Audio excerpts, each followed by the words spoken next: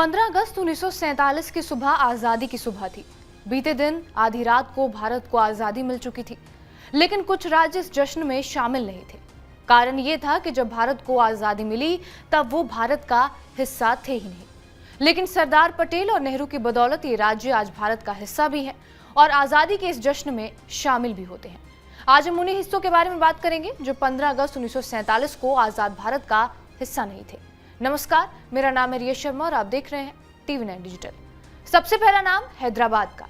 15 अगस्त 1947 के आसपास हैदराबाद की आबादी लगभग 1 करोड़ 60 लाख की थी। हैदराबाद संपन्न रियासत थी और इस राज्य से निजाम को सालाना 26 करोड़ की कमाई होती थी। तब निजाम मीर उस्मान अली हैदराबाद पर शासन कर रहा था और भारतीय स्वतंत्रता अधिनियम 1947 ने रियासतों को ये ऑप्शन दिया था कि वो या तो भारत में शामिल हो जाएं या फिर पाकिस्तान में, या फिर खुद एक स्वतंत्र संप्रभु राज्य के रूप में स्थापित हो जाए। नवाब चाहते थे कि हैदराबाद ब्रिटिश कॉमनवेल्थ का सदस्य बना रहे, लेकिन लॉर्ड माउंटबेटन ने इसे खारिज कर दिया और भारत 15 अगस्त 1947 को बिना हैदराबाद के ही आजाद हो गया। हालांकि पटेल किसी भी हालत में हैदराबाद को भारत से अलग करने के लिए तैयार नहीं थे। निजाम को जनमत संग्रह का ऑफर दिया गया, लेकिन 85% हिंदू आबादी पर राज कर रहे उस निजाम ने इस ऑफर को भी ठुकरा दिया। 9 सितंबर 1948 को भारत ने यह तय कर लिया कि अब सैन्य कार्रवाई ही एकमात्र विकल्प है। 17 सितंबर 1948 की शाम को हैदराबाद की सेना ने समर्पण कर दिया और हैदराबाद भारत का हिस्सा बन गया। दूसरा नाम है जम्मू कश्मीर का। जम्मू कश्मीर पर राज करने वाले डोगरा शासक राजा हरि सिंह थे और उन्होंने ये बात सामने रखी थी कि भारत या पाकिस्तान में शामिल होने के लिए उन्हें थोड़ा समय दिया जाए और पाकिस्तान की नजर शुरू से ही कश्मीर पर थी। 24 अक्टूबर 1947 को पाकिस्तान के कबायली लड़ाकों ने कश्मीर पर आक्रमण कर दिया। इन लड़ाकों को पाकिस्तान की सेना का साथ था। कबायली श्रीनगर की ओर बढ़ रहे थे और महाराजा हरि सिंह परेशान थे। उनकी सेना का सामना करने में वो सक्षम नहीं थे। महाराजा हरि सिंह ने तब भारत सरकार से सैन्य मदद मांगी। भारत सरकार सैन्य मदद को तैयार थी, लेकिन शर्त यह थी कि जम्मू कश्मीर को भारत में शामिल किया जाए, जिसके बाद एक समझौते के तहत जम्मू कश्मीर भारत में शामिल हो गया था। अगला नाम है जूनागढ़ का। 15 अगस्त 1947 को गुजरात के दक्षिण पश्चिम में मौजूद एक और रियासत जूनागढ़ भारत में शामिल नहीं हुई। इस रियासत की ज्यादातर जनसंख्या हिंदू थी और राजा मुस्लिम था। जूनागढ़ के नवाब मोहब्बत महाबत खान जी ने माउंटबेटन की सलाह को दरकिनार करते हुए 15 सितंबर 1947 को पाकिस्तान में शामिल होने का फैसला किया। लेकिन जैसे ही भारत सरकार को यह पता चला, उन्होंने एक्शन लेना शुरू किया।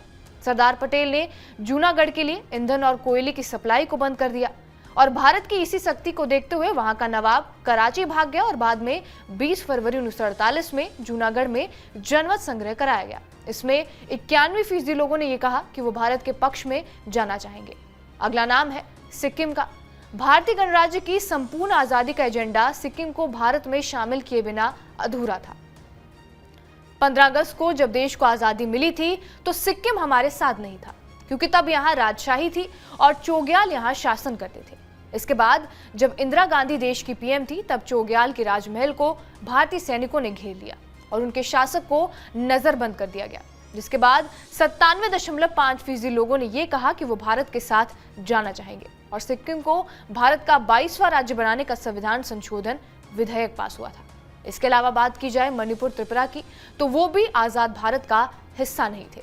ब्रिटिश राज के दौरान मणिपुर एक रियासत थी जिसका क्षेत्रफल 21,900 वर्ग किलोमीटर का था। आजादी के समय मणिपुर के महाराजा बौद्ध चंद्र सिंह ने विलय पत्र पर 1949 तक साइन ही नहीं किए थे, लेकिन बाद में मणिपुर और त्रिपुरा दोनों को भारत में शामिल कर लिया गया।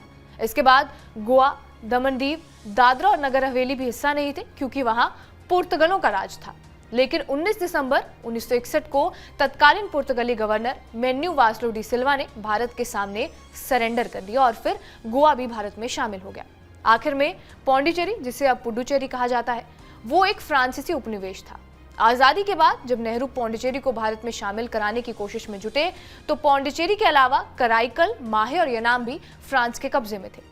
हालांकि फ्रांस की संसद ने ही मई 1962 में पुडुचेरी की सत्ता को भारत से औपचारिक रूप से स्थानांतरित करने का प्रस्ताव पास किया और 16 अगस्त 1962 को भारत और फ्रांस के बीच पौंडीचेरी का औपचारिक सत्ता हस्तांतरण साइन हुआ और अब पौंडीचेरी भी भारत का हिस्सा है।